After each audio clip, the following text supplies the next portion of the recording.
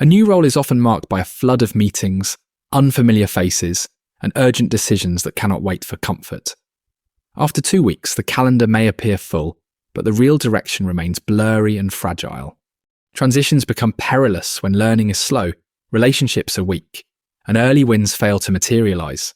Small mistakes then escalate into poor impressions, and feedback loops begin eroding credibility. The cost is stalled momentum, reduced trust, and a constant feeling of playing catch-up rather than leading. Recovery becomes more difficult, as every misstep teaches others to doubt your judgment before you have context. Imagine a leader who arrives with confidence, proposes solutions quickly, but finds the culture resistant to change. Contrast this with another leader who listens, maps the situation, and wins visible improvements with allies. Next, you will learn how to diagnose your transition, adapt your approach, and build momentum across various challenges. This video is inspired by Master Your Next Move by Michael Watkins. Subscribe to get transition checklists that prevent early derailment. Most moves into new roles combine multiple transition types, so the first step is diagnosing what is happening. A transition diagnosis involves listing the challenges that apply, then rating their difficulty to focus effort where risk is highest. This is crucial because the wrong approach can turn a manageable move into confusion, conflict, and underperformance. When you know the mix, you can choose the right sequence of learning, alignment talks, and early wins. For example, a leader promoted to a new company must clarify expectations and culture quickly. In another case, a leader staying within the same company but shifting functions must address hidden gaps in language and credibility. This approach reinforces the core idea that success begins with rapid learning and deliberate relationship building. It also helps protect attention by focusing on the few moves that can change perceptions early. Write your transition list, score each challenge, and circle the top 2 that demand immediate deliberate action. Then build a 90-day plan that matches your highest risks and biggest opportunities for momentum. A promotion broadens your impact horizon, so you must cover more issues without drowning in constant multitasking. The process shifts between a high-level view and selective deep dives into the few critical issues. Results suffer when you remain in your old specialty, as overmanaging familiar areas blocks trust in other leaders. Results also suffer when you never dive deep, as decisions lose foundation and rumours replace real data. A newly promoted unit leader must judge trade-offs across functions, even when direct reports know more details. That mismatch can trigger insecurity and micromanagement, signalling doubt and weakening the leadership bench. This connects back to diagnosing the transition, as promotions demand different delegation and communication choices. It also connects to influence, as positional authority matters less as ambiguity rises and egos strengthen. Choose what you will delegate at this level, then define clear goals and metrics that allow you to monitor without hovering. Build a few alternative information channels so that frontline reality reaches you without damaging the chain of command. Leading former peers requires re-engineering relationships, meaning resetting protocols and expectations for those who think they already know you. The process involves making relationships more professional, as favoritism and blurred boundaries quickly destroy perceived fairness. This impacts results because resentment spreads, talented peers disengage, and performance feedback becomes emotionally charged. It also affects your authority, as the team watches whether you can be fair under pressure and still move forward.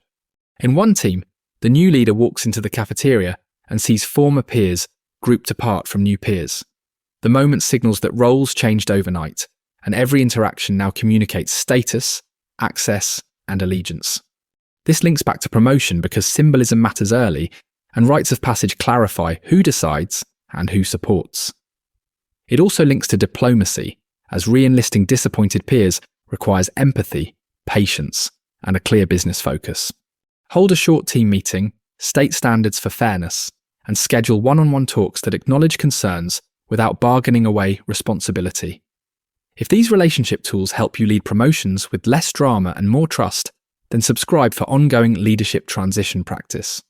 Corporate diplomacy is essential when getting things done depends on influence rather than authority within a matrix or shared power system.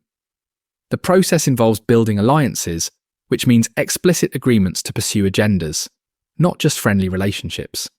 This impacts results because using authority can trigger reactive coalition building and increased opposition. It also affects speed, as winning every stakeholder is impossible. You need a critical mass of support.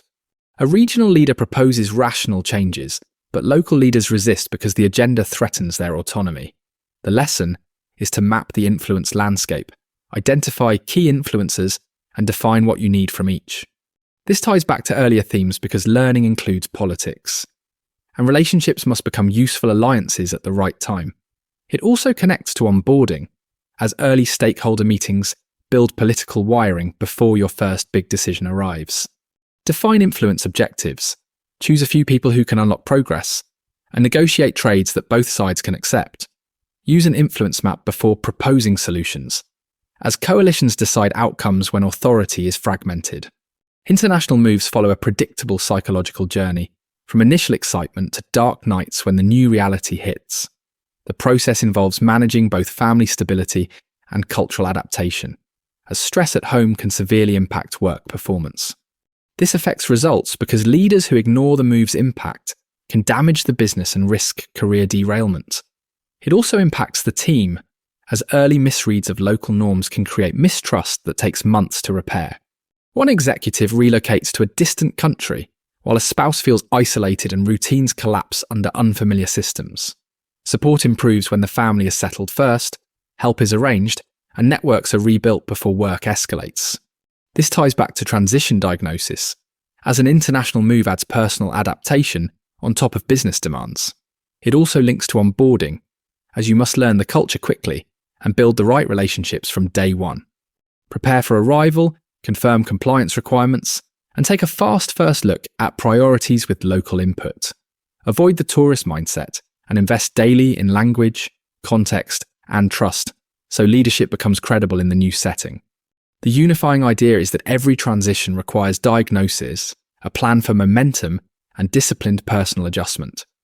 Effective leaders scale learning, negotiate expectations, build alliances, and secure early wins that create virtuous cycles. When the situation is a turnaround, speed and stabilization matter first, because crises demand urgent, coordinated action. When the situation is a realignment, education comes first, because problems emerge slowly and people may deny urgency. Strategy in hard situations becomes three-dimensional, combining business model design, alignment, and adaptation to external change. These moves compound into credibility, clearer priorities, and teams that feel less whiplash during constant change. Start now by naming your transition type, choosing 2 early wins, and building a small advisor network. Then review your influence map and communication channels, because information and support decide how fast you learn. Treat every move as practice, because these skills transfer across countries, functions, and business situations. If you want more step-by-step tools for diagnosing transitions and building early wins, then subscribe to keep improving your next move.